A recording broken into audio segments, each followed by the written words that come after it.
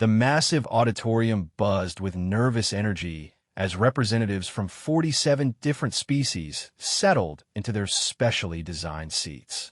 The Galactic Safety Council had mandated this training session for all species joining the newly formed Intergalactic Mining Consortium. Each delegate wore their species equivalent of formal attire, creating a rainbow of colors, textures, and breathing apparatus that would have been impossible to imagine just decades earlier.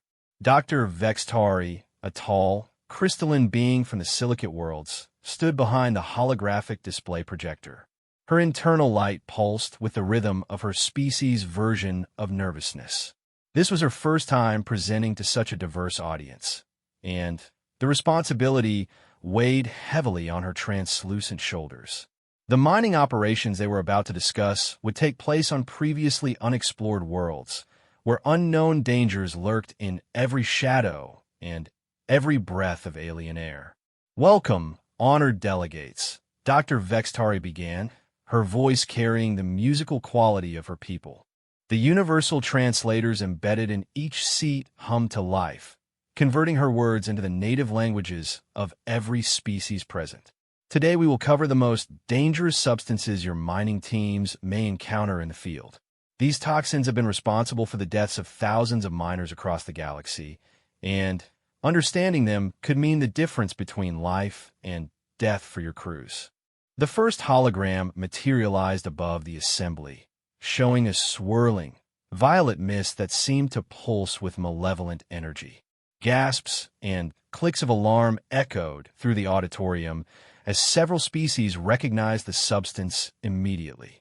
The Zephyrians' feathered crests flattened against their heads in fear, while the rock-born delegates instinctively sealed their breathing vents.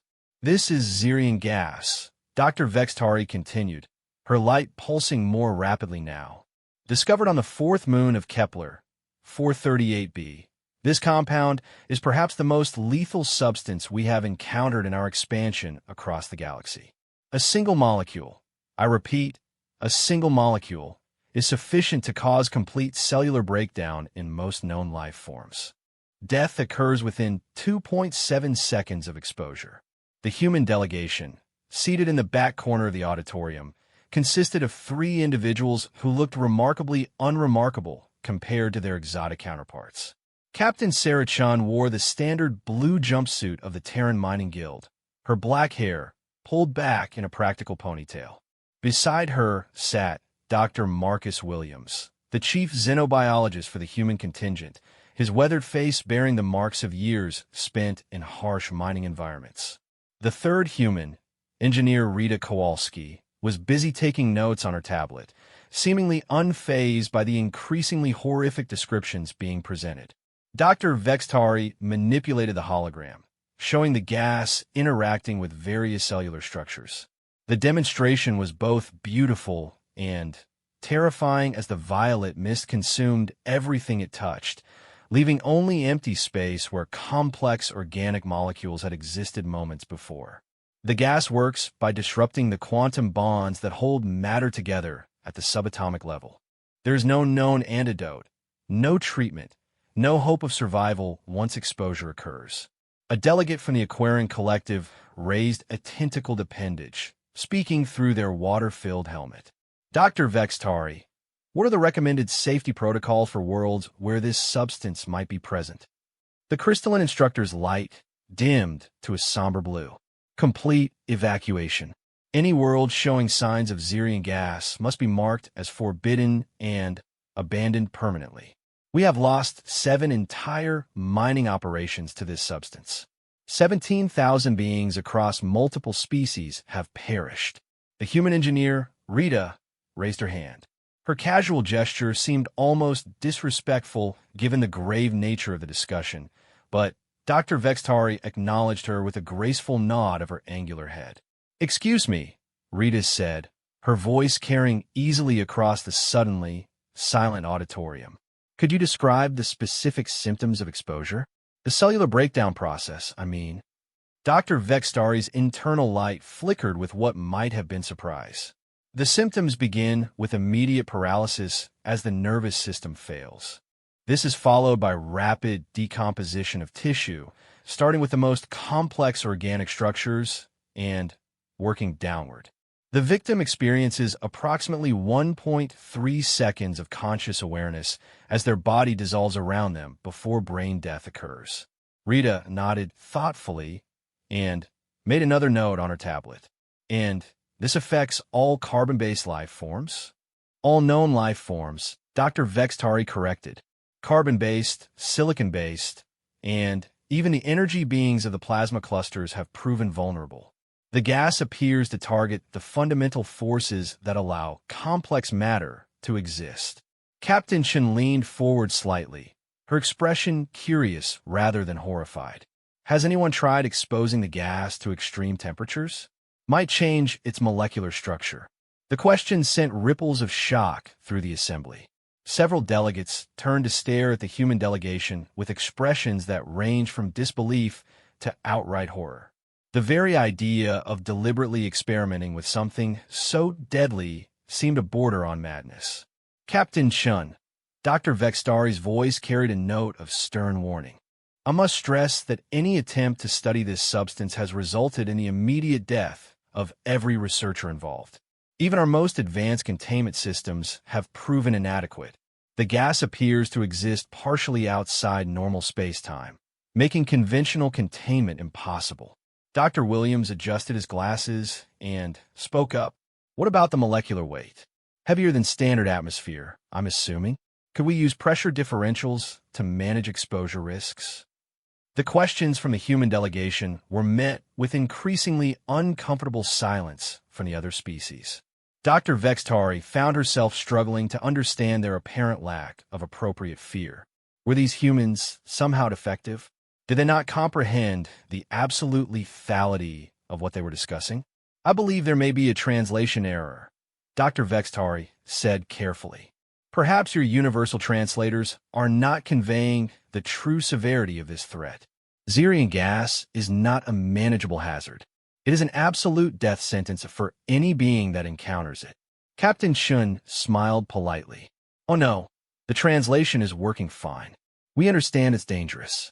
We're just thinking about practical solutions. Where I come from, we deal with plenty of things that'll kill you in seconds if you're not careful. The auditorium erupted in a chorus of shocked clicks, hisses, and harmonic warnings. The very concept that any world could harbor multiple substances as deadly as Xerion gas seemed impossible to the assembled delegates. Many species had developed space travel specifically to escape the relatively minor dangers of their home worlds. Volcanism, radiation, simple chemical toxins that took minutes or hours to kill. Dr. Vextari's crystalline form began to dim as stress affected her internal energy patterns. Captain Chun, I must ask, are you suggesting that your homeworld contains substances as lethal as Xerion gas? More lethal, Rita interjected cheerfully, looking up from her notes. Though usually in much smaller concentrations. We've got marine creatures that can kill you with a touch, plants that'll stop your heart just from handling their leaves, and insects whose venom can drop an adult human in under 30 seconds. My grandmother actually got stung by one when I was a kid, what we call a box jellyfish. She was unconscious in 15 seconds, dead in under 2 minutes. The silence that followed Rita's casual revelation was so complete that the ambient hum of the auditorium's life support systems seemed deafening. Dr. Vextari's internal light had dimmed to barely a flicker, and several of the more delicate species in attendance appeared to be showing signs of shock. Captain Chun noticed the reaction and tried to be reassuring. Don't worry, though. We've learned to live with it. Standard safety equipment, proper training, that sort of thing. My dad worked on offshore oil rigs where a single mistake could kill the whole crew in minutes. It's just a matter of being careful. Your species evolved on a world filled with substances more deadly than the most dangerous compound we have discovered in our expansion across 17 galaxies, Dr. Vextari said slowly, as if testing each word to ensure her translators were functioning properly. Dr. Williams shrugged. Evolution's a tough teacher. The things that didn't kill our ancestors made us smarter about avoiding the things that would. We learn to respect dangerous substances without being paralyzed by them. The holographic display flickered as Dr. Vextari struggled to process this information. Her lecture on galactic toxins suddenly seemed almost quaint compared to what these humans were describing. How could any species develop intelligence while surrounded by such deadly threats? How had they survived long enough to develop technology, let alone space travel? A delegate from the Harmony Worlds, a species that resembled a cross between a praying mantis and a flower, spoke in their characteristic musical tones. How many of your species die each year from these toxins you speak of? Rita checked her tablet quickly. On Earth, maybe a few 100,000 globally from all natural toxins combined, though most of those are preventable with proper medical care and safety awareness. A few 100,000, the Harmony delegate repeated, their flower-like head bobbing in disbelief. Out of how many total population? About 8 billion, Captain Chen replied. The number seemed to break something in the assembled delegates. Dr. Vextari's form flickered rapidly as she tried to calculate the implications. A species of 8 billion individuals losing only hundreds of thousands annually to toxins more deadly than anything the galaxy had discovered. It suggested a level of adaptation and survival instinct that bordered on the incomprehensible. Perhaps, Dr. Vextari said carefully, we should move on to our next subject. The crystalline formations of Zeta Reticuli contain what we believe to be the second most dangerous substance in known space. The new hologram showed beautiful, gem-like structures that glittered with an inner fire. They looked almost like jewelry, their faceted surfaces throwing rainbows across the auditorium walls. Several delegates leaned forward appreciatively, admiring the natural beauty of the formation. These formations contain concentrated temporal venom, Dr. Vextari explained. Contact with the crystal surface results in rapid aging of organic tissue. A single touch ages the affected area by approximately 50 years in the span of 10 seconds. Whole body exposure results in death by extreme old age within minutes. The human delegation exchanged glances. Dr. Williams raised his hand. Is the effect localized to the point of contact, or does it spread through the bloodstream? Localized initially, Dr. Vextari replied, though she was beginning to dread where this line of questioning might lead. However, the aged tissue becomes necrotic and can cause systemic infection if not immediately amputated. Amputation, Captain Chen mused. So if someone accidentally touched one of these crystals, they could survive by removing the affected limb quickly enough? The casual way she discussed self-amputation as a survival strategy sent new waves of shock through the assembly. Dr. Vextari's form pulsed with confused patterns as she tried to reconcile the human's matter-of-fact approach to extreme survival measures. Theoretically, yes, Dr. Vextari admitted, though the psychological trauma of such an action would likely prove debilitating for most species. Rita looked up from her tablet again. We've got similar cases in our medical literature. Frostbite, certain types of venomous bites, flesh-eating bacterial infections. Sometimes amputation is the only way to save the patient. It's not pleasant, but it's doable with proper medical support and rehabilitation.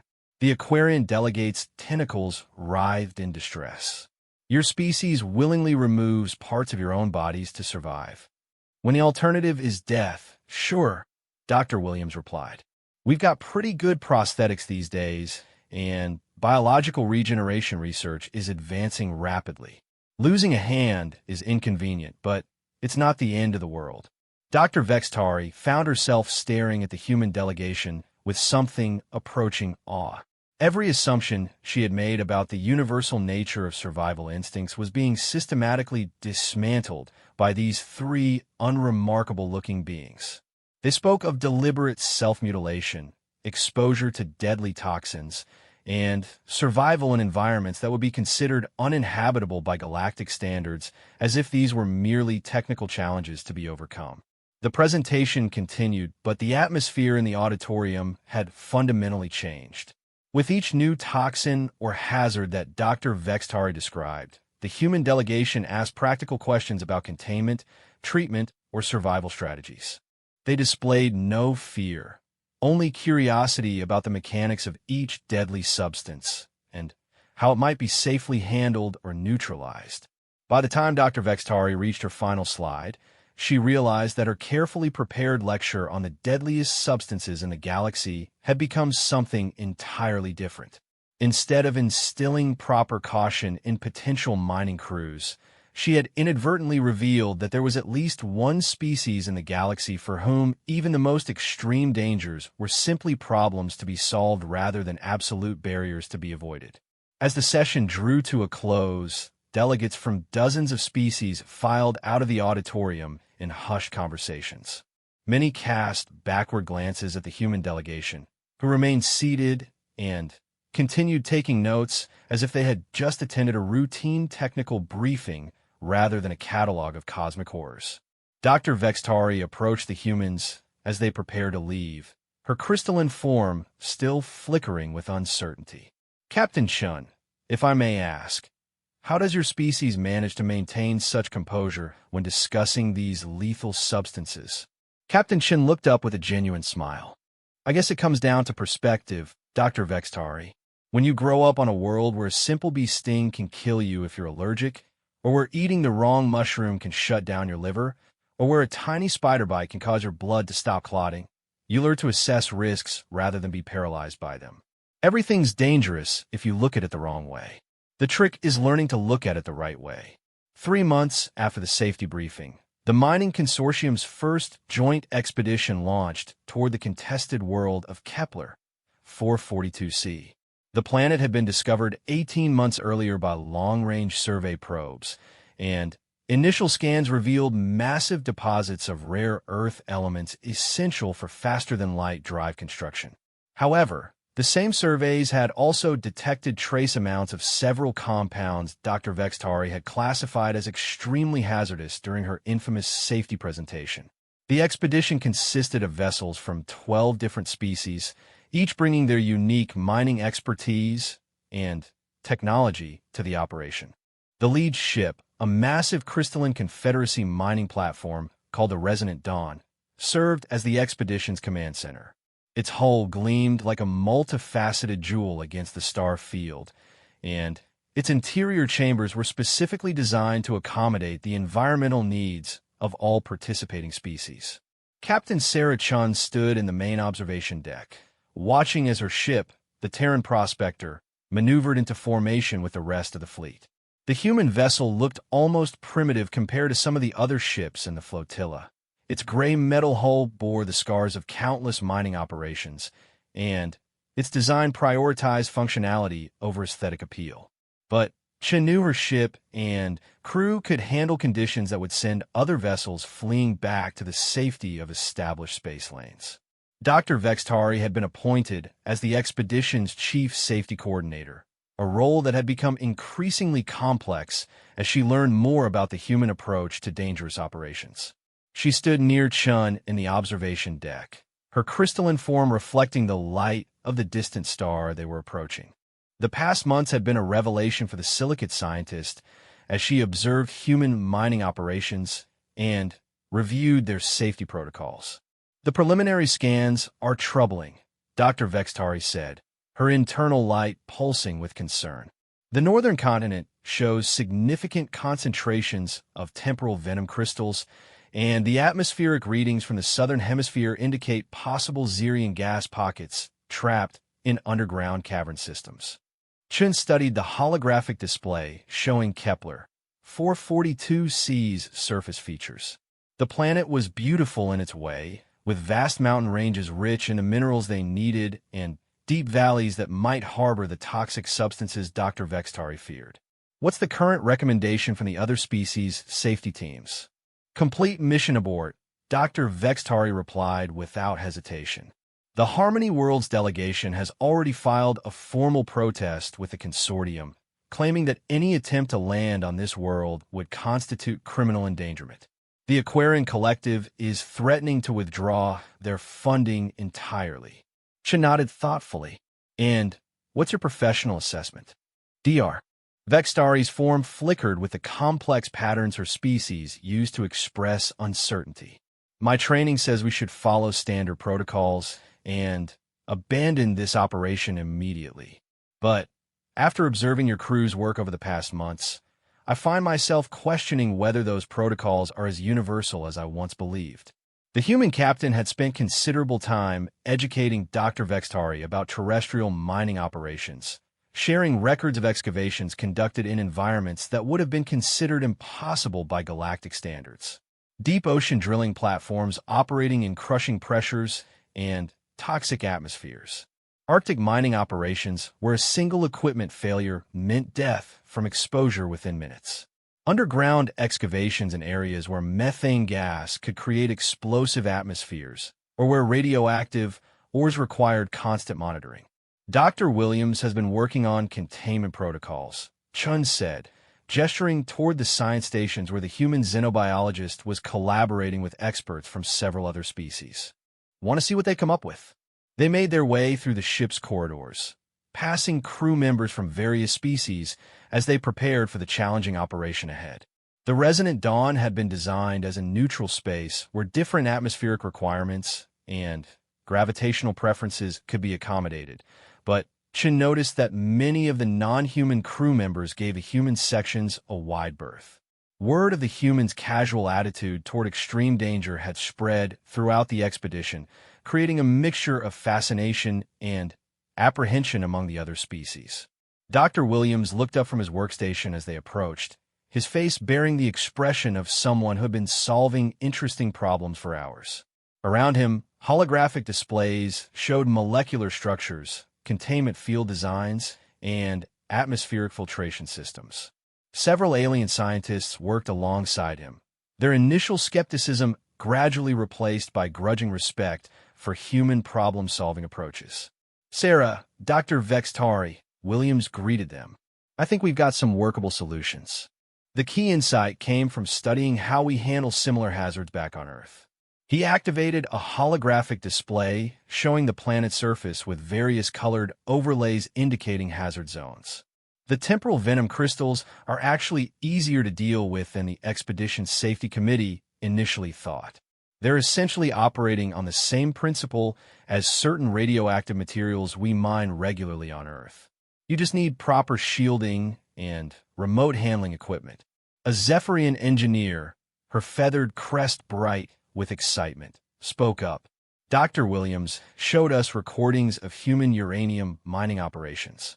They routinely work with substances that would kill them with prolonged exposure, but they've developed techniques for safe extraction using automated systems and protective barriers.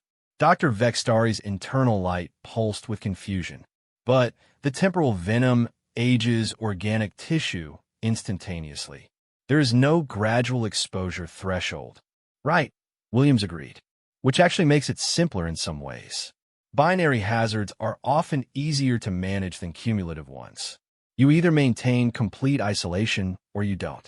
We've designed containment suits based on deep-sea diving equipment that can completely isolate the wearer from the environment. He manipulated the hologram to show a figure in what looked like an extremely bulky spacesuit. The key is multiple redundant barriers. If the outer layer is compromised, automatic systems trigger emergency protocols.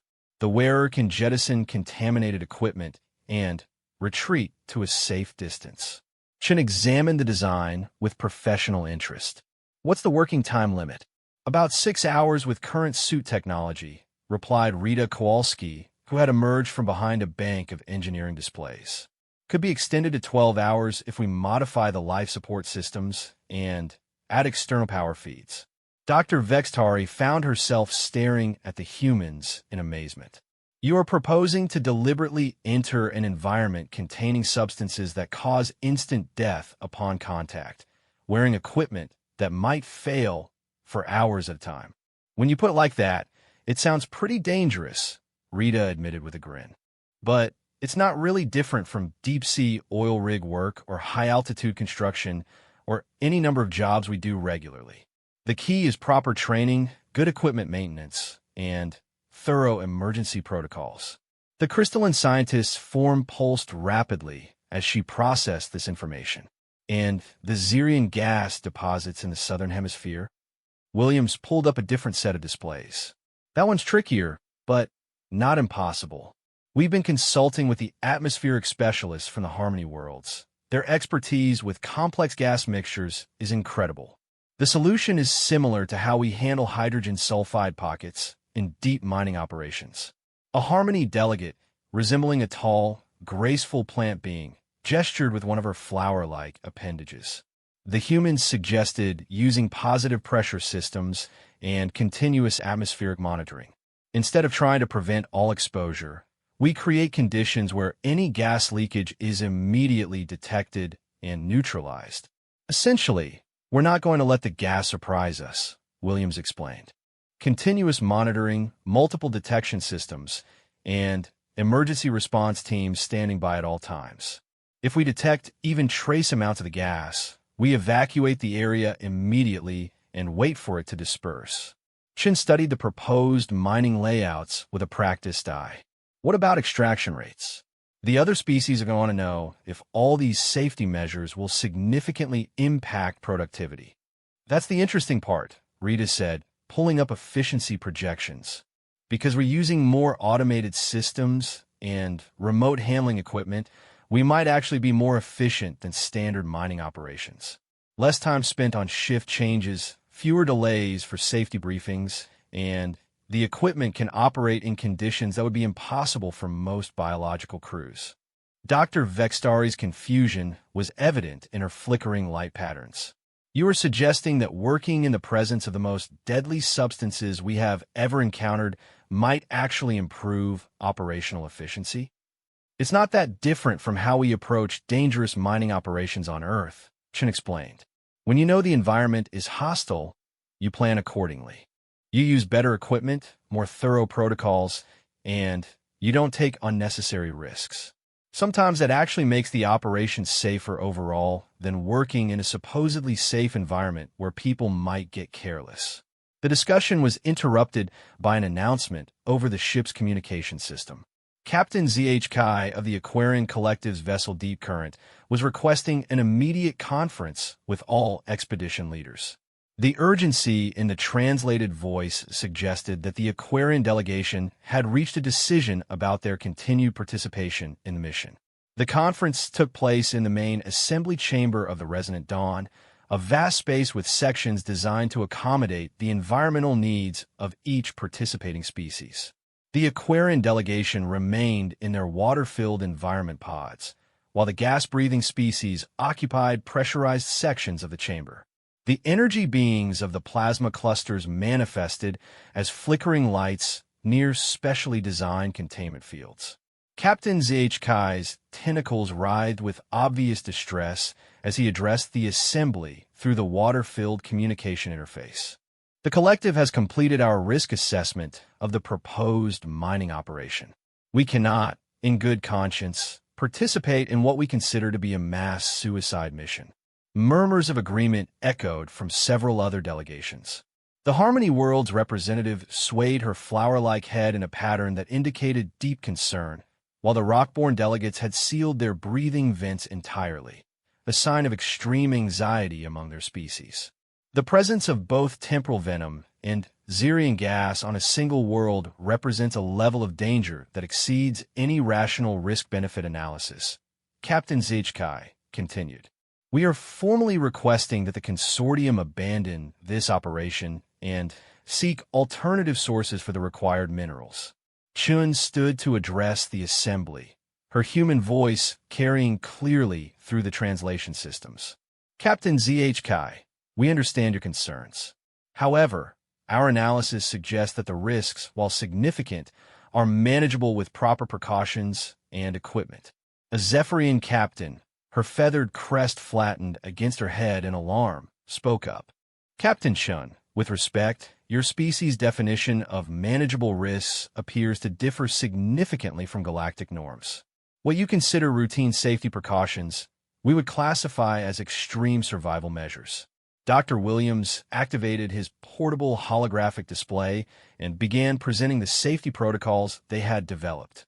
Let me show you some comparable operations from Earth that might help put this in perspective. The hologram displayed footage from a deep-sea mining operation in Earth's Pacific Ocean. The human miners worked in conditions of crushing pressure, surrounded by toxic gases, and with the constant threat of equipment failure that would mean instant death. Yet they moved with practiced efficiency, their safety protocols so ingrained that dangerous operations appeared almost routine. This operation extracted rare earth elements from volcanic vents at a depth where the pressure would crush most of your starships, Williams explained. The miners work in an environment where a single mistake means death, but proper training and equipment make it as safe as any industrial operation. He switched to footage from an Arctic mining operation, showing humans working in conditions so cold that exposed skin would freeze solid in seconds, extracting minerals from permafrost that contain naturally occurring toxic compounds. Here, the miners face extreme cold, toxic exposure, and isolation from any possible rescue for months at a time. Yet this operation has one of the best safety records in terrestrial mining. Captain HFY's tentacles had stopped writhing and were now moving in the slow, hypnotic patterns that indicated deep thought among the Aquarian species. You are suggesting that your homeworld routinely hosts mining operations more dangerous than what we are proposing here. In terms of immediate lethality, absolutely, Chen replied. The difference is that we've had thousands of years to develop techniques for working safely in hostile environments. What we're proposing for Kepler 442c is essentially an application of existing human safety protocols to alien hazards. A new voice joined the conversation. Commander Torvi of the Rockborn hierarchy, a species that evolved in the high-radiation environment of asteroid belts. His people were generally considered among the most risk-tolerant in the galaxy, making his next words particularly significant. If I may, Commander Torvi rumbled through his helmet's communication system, my people have reviewed the human safety protocols and found them to be more thorough than our own standard procedures. We have decided to support this operation under human safety supervision. The announcement sent waves of shock through the assembly. The Rockborn were legendary for their ability to work in environments that would kill most species, and their endorsement of human safety protocols carried considerable weight with the other expedition members. Dr. Vextari found herself in the unusual position of supporting what would have seemed like madness just months earlier. I have observed human mining operations for the past 3 months, she announced to the assembly. While their approach differs significantly from standard galactic protocols, their safety record is actually superior to consortium averages. Captain HFY's tentacles began moving in rapid patterns of calculation. What would you require from the other expedition members if we were to proceed with this operation? Chen exchanged glances with her human colleagues before responding. Full compliance with human safety protocols, comprehensive training for all personnel who will be working planetside, and absolute authority for human safety coordinators in all hazardous environments. The terms were more restrictive than anything the consortium had previously accepted, but the alternative was abandoning the most promising mining opportunity discovered in decades. After hours of debate and consultation with their respective home governments, the expedition members reached a consensus. The mining operation would proceed under human supervision, with safety protocols based on terrestrial extreme environment procedures. For the first time in galactic history, an alien species would be teaching the rest of the galaxy how to work safely in conditions previously considered impossible to survive. As the assembly dispersed and the various delegations returned to their ships to prepare for the challenging operation ahead, Dr. Vextari found herself reflecting on how much her understanding of the universe had changed. The humans had not only shown that the impossible was merely difficult, but they had done so with such matter-of-fact competence that it forced a complete reevaluation of what constituted acceptable risk. The mining operation on Kepler 442c would be more than just an extraction mission. It would be a demonstration of human survival philosophy applied to galactic-scale challenges, and the results would reshape how the entire consortium approached dangerous environments throughout the galaxy. The first week of mining operations on Kepler 442c proved to be a masterclass in controlled chaos. The human-designed safety protocols were being tested under real-world conditions for the first time, and every species in the consortium was learning hard lessons about the difference between theoretical safety planning and practical hazard management. Captain Chen stood in the mobile command center that had been established on the planet's surface, monitoring dozens of data streams from the various mining sites. The Northern Continent operation was proceeding smoothly, with automated equipment carefully extracting rare earth deposits while maintaining safe distances from the temporal venom crystal formations. The real challenge lay in the Southern Hemisphere, where underground excavation teams were working dangerously close to detected Xerian gas pockets. Dr. Vextari moved between monitoring stations with a fluid grace that belied her crystalline nature. Over the past months, she had transformed from a safety coordinator who viewed any risk as unacceptable to someone who understood the subtle art of risk management. Her internal light patterns now pulsed with the steady rhythm of focused concentration rather than the erratic flickers of anxiety that had characterized her early interactions with the human team. Mining Team 7 is reporting trace atmospheric readings consistent with gas leakage, announced Lieutenant Torres, one of the human communications specialists. Her voice carried the calm professionalism that marked human emergency response training. Automatic systems have triggered evacuation protocols, and the team is withdrawing to safe distance. Chen reviewed the incoming data on her tactical display. Mining Team 7 consisted of rockborne miners who had volunteered to test the human-designed containment systems in one of the more challenging excavation sites. Their heavy environmental suits were equipped with multiple redundant safety systems, and their natural resistance to radiation made them ideal candidates for working in close proximity to dangerous materials. Evacuation time, Chen asked. 3 minutes, 40 seconds from initial detection to complete team withdrawal, Torres replied. Well within acceptable parameters. At another monitoring station, engineer Rita Kowalski was reviewing atmospheric data from the entire Southern Hemisphere operation. Her displays showed a complex three-dimensional map of underground gas concentrations, with real-time updates from hundreds of sensors distributed throughout the mining sites. The system was an adaptation of equipment used to monitor methane levels in terrestrial coal mines, scaled up to handle alien atmospheric chemistry. The gas pocket is larger than initial surveys indicated, Rita reported to the assembled command staff. But it's stable. The leakage appears to have been caused by normal excavation vibrations rather than any equipment failure. Commander Torvai, the Rockborn team leader, appeared on the main communication screen. His massive form was encased in one of the modified environmental suits designed by the human engineering team, and his voice carried the satisfaction of a professional who had just successfully executed a dangerous procedure. Human Command, Team 7 has reached safe distance and is standing by for further instructions. The evacuation protocols performed exactly as advertised.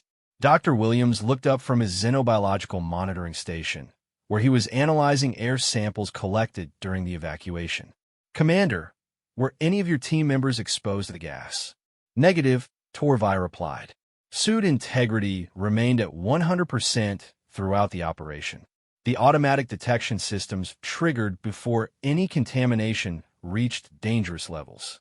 This exchange represented something unprecedented in galactic mining history. A team had detected one of the most lethal substances known to science, executed emergency procedures while maintaining perfect safety protocols, and was now calmly discussing how to continue operations.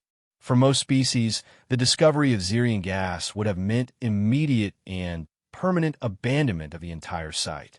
Dr. Vextari approached Chun with a data tablet displaying atmospheric readings from across the planet. Captain, I'm seeing concerning patterns in the gas distribution. The Southern Hemisphere deposits appear to be more extensive than our initial survey suggested. Chen studied the data, noting the complex underground network of interconnected caverns that seem to contain varying concentrations of the deadly gas. Recommendations? Standard galactic protocols would require complete cessation of all operations in the Southern Hemisphere, Dr. Vextari replied. However, human protocols suggest expanding the monitoring network and implementing enhanced containment measures. The difference in approaches highlighted the fundamental philosophical gap between human and galactic attitudes toward hazardous environments. Where most species saw the expanded gas deposits as an insurmountable obstacle, the human team saw them as a more complex version of problems they had already solved.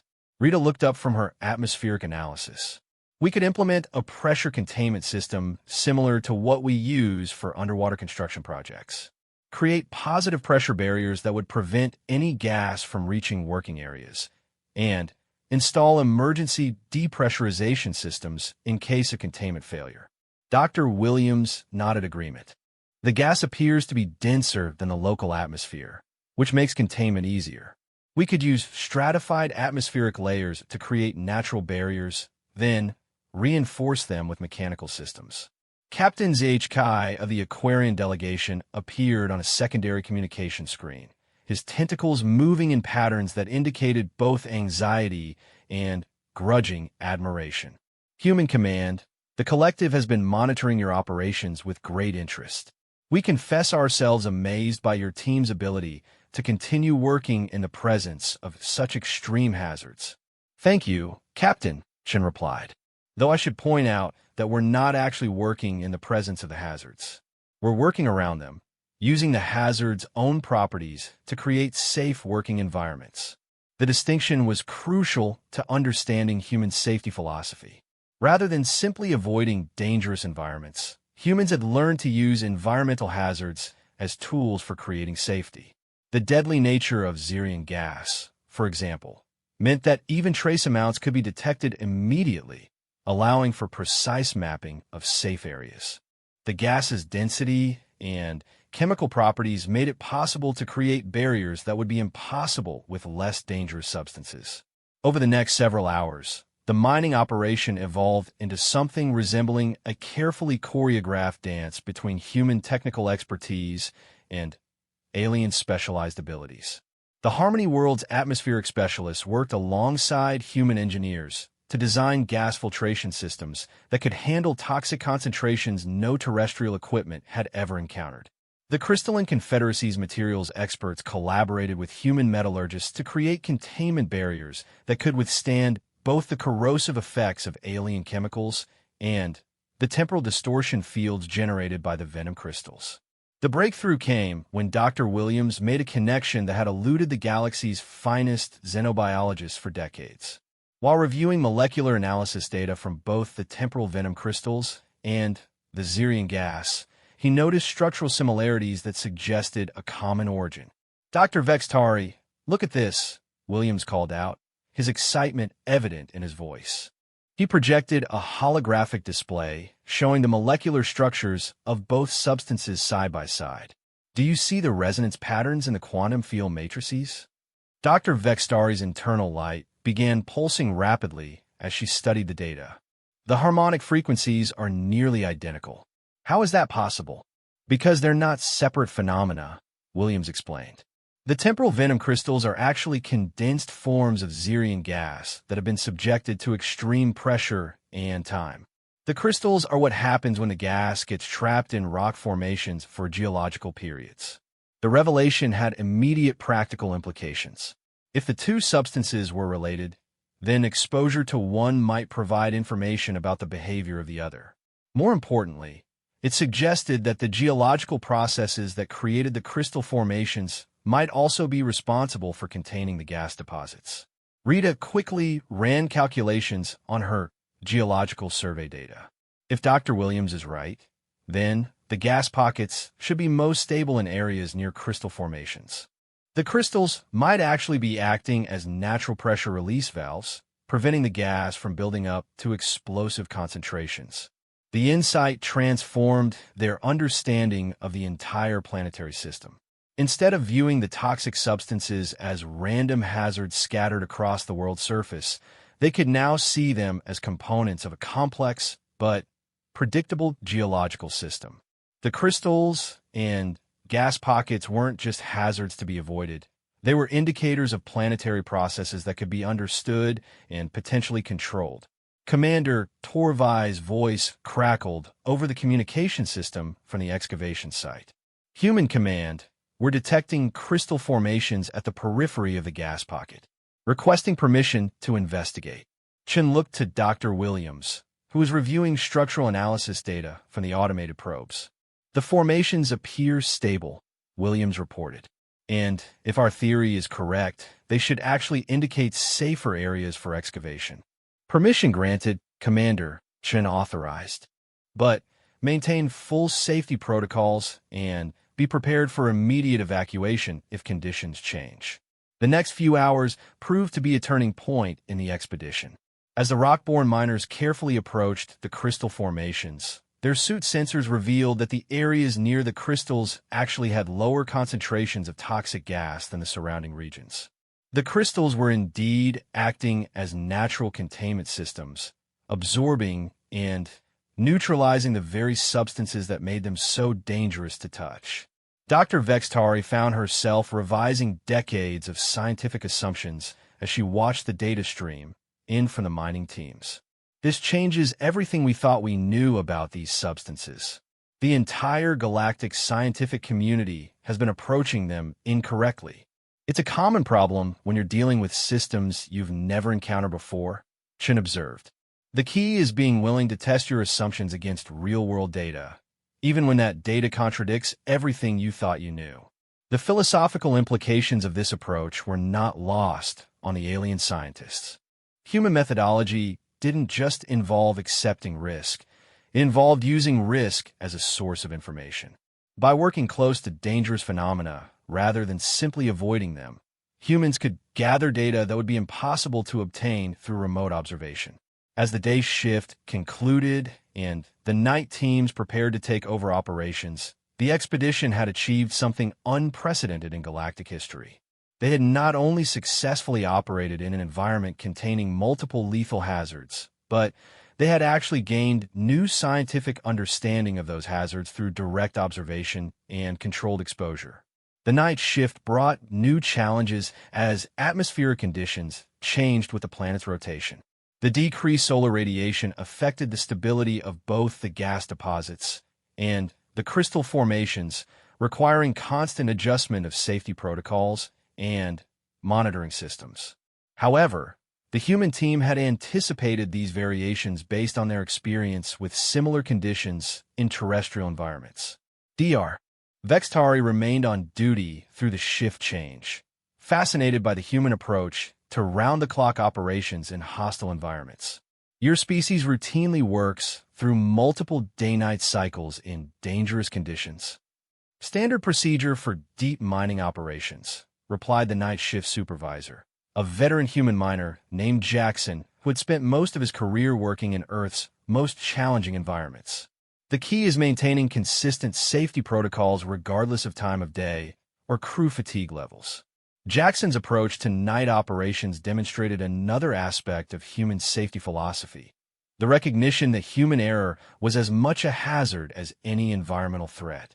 The night shift protocols included additional redundancy checks, more frequent safety briefings, and automated systems designed to catch mistakes that tired workers might make. As the night progressed, the expedition began to encounter phenomena that no amount of Earth-based experience could have prepared them for. The interaction between the planet's magnetic field and the exotic matter in the crystal formations created localized distortions in space-time that affected both equipment readings and the behavior of the toxic gases. We're seeing temporal fluctuations near Mining Site 12, reported the Harmony World's atmospheric specialist working the night shift. The gas concentrations are changing in patterns that don't match atmospheric models. Jackson studied the readings with the calm professionalism of someone accustomed to equipment behaving in unexpected ways. Could be temporal feedback from the crystal formations. We've seen similar effects with radioactive materials on Earth, though not nearly this pronounced. Dr. Williams, who had remained on duty to monitor the exotic phenomena, began correlating the temporal fluctuations with changes in gas behavior. The time distortions seem to be accelerating the chemical breakdown of the Xerian gas. In areas near strong temporal fields, the gas is actually becoming less toxic as its molecular structure destabilizes. The discovery opened up entirely new possibilities for mining operations. If temporal fields could neutralize the toxic gas, then areas near crystal formations might actually be safer for excavation than previously thought. However, it also introduced new variables that would need to be carefully monitored and controlled. As dawn approached on Kepler 442c, the expedition had accomplished something that most galactic scientists would have considered impossible. They had not only survived their first full day of operations in an environment containing multiple lethal hazards, but they had gained new insights into the fundamental nature of those hazards and developed working protocols for safe operation. The success was due to more than just human technology or safety procedures. It represented a fundamental shift in how the galaxy's species approached unknown dangers, from avoidance to understanding, from fear to controlled investigation, and from absolute safety to calculated risk management. The humans had not just taught the galaxy how to mine in dangerous environments. They had taught them a new way of thinking about the relationship between intelligence and survival in a hostile universe. 6 months later, the Kepler 442c mining operation had become the most studied industrial project in galactic history. Representatives from over 200 species had visited the planet to observe human safety protocols in action, and the techniques developed during the expedition were being implemented across the galaxy's most challenging mining environments. Captain Chen stood in the newly constructed Permanent Command Center, reviewing production reports that would have seemed impossible when the expedition first began. The Southern Hemisphere operation was extracting rare Earth elements at rates 30% higher than initial projections, while maintaining a safety record that surpassed even the safest mining operations in established galactic space. The northern crystal extraction sites had become a model for precision mining techniques that other species were frantically trying to adapt to their own operations. Dr. Vextari had undergone her own transformation during the months of operation. Her crystalline form now pulsed with the steady, confident patterns of someone who had learned to see opportunity where others saw only danger. She had become something unprecedented in galactic academia, an expert in applied xenotoxicology, with practical experience managing hazards that had previously existed only in theoretical research papers. The Temporal Resonance Council has submitted a formal request to establish a permanent research station here, Dr. Vextari reported, her light patterns indicating satisfaction. They want to study the interaction between the crystal formations and local space-time. Apparently, our mining operations have revealed temporal phenomena that could revolutionize their understanding of dimensional engineering. The irony was not lost on Chun. By approaching the planet's hazards as manageable problems rather than insurmountable obstacles, the human team had inadvertently created opportunities for scientific discoveries that would benefit the entire galaxy. The very substances that had been classified as absolute prohibitions to exploration were now yielding insights into fundamental physics. Dr. Williams emerged from the research laboratory that had been established in the main facility, carrying a data tablet that contains some of the most groundbreaking scientific discoveries of the past century. Sarah, you need to see this. We've isolated the mechanism by which the temporal venom crystals affect local space-time, and the implications are staggering. He activated a holographic display showing the molecular structure of the crystals in unprecedented detail. The crystals aren't just passively aging matter that comes into contact with them. They're actually creating localized temporal acceleration fields that can be controlled and directed with the right technology. Chen studied the display with growing excitement. Are you suggesting we could use these crystals to create controlled time dilation fields? More than that, Williams replied. With proper containment and control systems, we could potentially use them to accelerate industrial processes, create temporal shields for dangerous operations, or even develop new forms of faster-than-light communication that don't rely on conventional quantum entanglement. The revelation represented more than just a technological breakthrough. It demonstrated the fundamental difference between the human approach to unknown phenomena and the rest of the galaxy's tendency toward avoidance.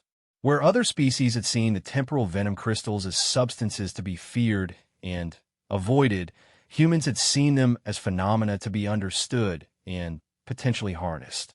Engineer Rita Kowalski appeared on the communication system from one of the deep excavation sites, her voice carrying the excitement of someone who had just made a significant discovery. "Command, we've hit the mother lode in Section 7. We're looking at crystal formations that make everything we've seen so far look like small change." The holographic display shifted to show the underground cavern that Rita's team had just opened up. The site was breathtaking, a vast underground cathedral lined with massive temporal venom crystals that pulsed with their own internal light.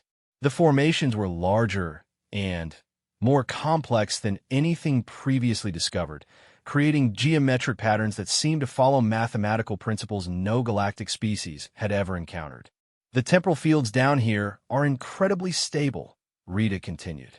"We're recording field strengths that should theoretically be impossible to maintain in normal space-time. It's like the crystals are somehow reinforcing each other's effects." Dr. Vextari's form began pulsing rapidly with excitement. "Captain Shun, if these formations are as stable as Engineer Kowalski suggests, they could serve as the foundation for temporal research facilities that would be impossible to construct anywhere else in the galaxy." Commander Torvai's voice joined the conversation from the excavation site. "Human Command, my team is reporting some unusual effects from working in close proximity to these larger formations. The temporal fields seem to be interacting with our environmental suits in unexpected ways." Chen's expression immediately shifted to professional concern. "Define unexpected ways, Commander." "The suit chronometers are showing temporal variance between team members working at different distances from the crystals," Torvai explained. "Team members closer to the formations are experiencing slightly accelerated time flow. A miner working directly adjacent to the crystals experiences about 6 hours for every 5 hours experienced by team members at the periphery of the cavern." The implications were staggering. Instead of the instantaneous aging effects that had been documented for direct contact with the crystals, proximity to large formations seemed to create controllable temporal gradients. Workers could potentially experience different rates of time flow based on their position within the field, opening up possibilities for everything from accelerated industrial processes to extended working periods in hostile environments. Dr. Williams was already running calculations on his portable computer. "If we can map the temporal gradients precisely, we could potentially create work zones where different teams experience optimal time flow for their specific tasks. Detailed precision work could be conducted in accelerated time fields, while monitoring and safety functions could operate at normal temporal rates." The discovery prompted an immediate expansion of the research protocols. Teams from across the galaxy began arriving to study the temporal phenomena, each bringing their own perspective and expertise to understanding the implications of controlled time manipulation. The Harmony World's temporal engineers worked alongside human physicists to develop mathematical models for the field effects. The Crystalline Confederacy's materials experts collaborated with terrestrial geologists to understand the formation processes that created such stable temporal structures. As news of the discoveries spread throughout galactic civilization, the perception of the Kepler 442c operation underwent a fundamental transformation. What had begun as a dangerous mining expedition undertaken by allegedly reckless humans had become the most important scientific research facility in known space. Universities across the galaxy established permanent research positions focused on studying the phenomena discovered during the mining operations. Dr. Vextari found herself appointed as the director of a newly formed Institute for Applied Xenohazard Research, a position that would have been inconceivable before the human expedition demonstrated that deadly phenomena could be studied safely with proper protocols. Her first official act was to establish safety standards based on human methodologies, adapted for the physiological and technological capabilities of dozens of different species. The paradigm shift we've experienced goes far beyond simple mining techniques. Dr. Vextari explained to a gathering of galactic scientific leaders who had come to tour the facility. The humans have taught us that the universe's most dangerous phenomena may also be its most valuable resources, provided we approach them with proper understanding and preparation. Captain Chun addressed the same gathering from the main observation deck, with the planet's surface operations visible through the massive transparent barriers that had been installed to allow safe observation of the mining activities. The key insight that made all of this possible was recognizing that impossible and dangerous are not the same thing. Most of the galaxy had classified these substances as impossible to work with because they were too dangerous to study. But danger is just another engineering problem, and engineering problems have engineering solutions. The transformation of galactic mining practices accelerated rapidly following the success of Kepler 442c. Worlds that had been considered off-limits for exploration were suddenly being re-evaluated using human risk assessment methodologies. Mining operations that had been abandoned due to environmental hazards were being restarted with human-designed safety protocols. The entire galaxy's approach to frontier exploration was being revolutionized by techniques that humans had developed out of necessity on their dangerous homeworld. The economic implications were equally revolutionary. The rare Earth elements extracted from Kepler 442c using human techniques commanded premium prices throughout galactic markets, not just because of their scarcity, but because of their quality. Materials extracted using temporal acceleration techniques exhibited enhanced properties that made them ideal for advanced technological applications. The crystals themselves became the foundation for an entirely new industry focused on controlled temporal manipulation. 6 months after the first landing, engineer Rita Kowalski submitted her final report on the Southern Hemisphere gas containment systems. The report documented the successful neutralization of over 90% of the planet's dangerous gas deposits through controlled interaction with the temporal crystal formations. Areas that had initially been classified as absolutely forbidden for exploration had become some of the safest and most productive mining sites in galactic space. We've essentially taught the planet to clean up its own hazards, Rita explained to the assembled research teams. By understanding the relationship between the gas deposits and the crystal formations, we've been able to guide natural processes that convert toxic materials into valuable resources. The success of the gas neutralization process led to its adoption across dozens of worlds with similar hazardous conditions. Planets that had been written off as too dangerous for exploration were suddenly becoming valuable additions to the galactic economy. The techniques developed on Kepler 442c were being adapted for use against everything from radioactive atmospheric contamination to exotic matter instabilities that had previously made entire star systems uninhabitable. Dr. Williams published his comprehensive study of the planet's exotic phenomena in the Galactic Journal of Applied Xenobiology, where it immediately became the most cited research paper in the journal's history. His work demonstrated that many substances classified as universally lethal were actually components of complex planetary systems that could be safely studied and potentially exploited with proper understanding of their underlying mechanisms. The fundamental error in previous galactic approaches to these phenomena was treating them as isolated hazards rather than components of planetary ecosystems, Williams wrote in his conclusion. Once we understood that the toxic substances were part of natural regulatory systems, we could work with those systems rather than simply trying to avoid them. The philosophical implications of this approach extended far beyond mining operations. The success of Kepler 442c had demonstrated that humanity's willingness to accept calculated risks in pursuit of greater understanding could benefit the entire galactic community. Species that had evolved on relatively safe worlds could learn from the survival strategies developed by a species that had emerged from one of the universe's most challenging environments. As the first full year of operations concluded, Captain Chin stood once again in the command center, but now was surrounded by research facilities, processing plants, and housing for permanent scientific staff from dozens of species. The planet that had initially been considered too dangerous for temporary mining operations had become a thriving center of scientific and industrial activity. Dr. Vextari joined her at the observation window, her crystalline form now displaying the complex light patterns that indicated deep satisfaction and professional accomplishment. Captain Chun, I have received confirmation that the Galactic Mining Consortium has officially adopted human safety protocols as the new standard for all future hazardous environment operations.